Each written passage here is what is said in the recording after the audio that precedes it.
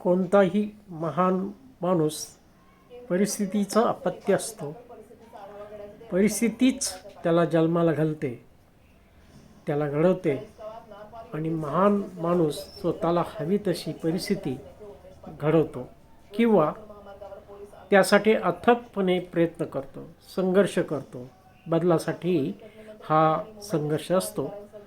काय बदलायचं आहे आणि काय नवीन निर्माण करायचं आहे ते कुठून आणायचं आणि रुजवायचं यासाठी हा माणूस संघर्ष करतो.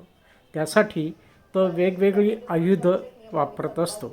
रस्त्यावरच्या संघर्षापासून ते लेखनापर्यंत, नव्या परंपरा आणि नव्या विचारांपासून ते प्रबोधनापर्यंत अनेक आयुधं असतात, ती तो वापरतो.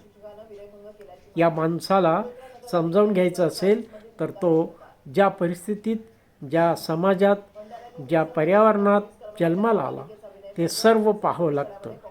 साहित्याच्या बाबतीत तर ते पाहावंच लागतं. संबंधित माणसाची नाळ कुठं पुरली ती जागा, तेथील माती, तेथील समाजव्यवस्था, तेथील धर्मव्यवस्था इथपर्यंत धांडोळा करावा लागतो. साहित्य हे समाजाचं, माणसाच्या जगण्याचं आणि पाहिलेल्या स्वप्नांचं प्रतिबिंब असतं.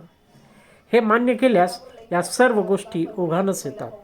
त्यांना चकवा देऊन पुढे गेल्यास महामाणूस, महालेखक समजावून घेण्यात अडचणी येतात. त्याचं कर्तृत्व पाहता येतं, त्याचा फोटो काढता येतो, पण त्याच्या कर्तृत्वाला कोणत्या मुळांनी, कोणतं खतपाणी दिलं, कोणती जीवनसत्व आणि कोणती संघर्षत्व का आणि कशी दिली हे पाहायचं राहून जातं. एकूणच माणूस आणि त्याचं कर्तृत्व समजून घेण्यात अडचणी येतात. म्हणजे एका अर्थाने आपण त्याच्यावर अन्याय करतो. दृश्याचं आकलन, अध्ययन जसं महत्त्वाचं असतं तसं दृश्य जन्माला घालणाऱ्या गर्भाशयाचं आकलनही महत्त्वाचं असतं.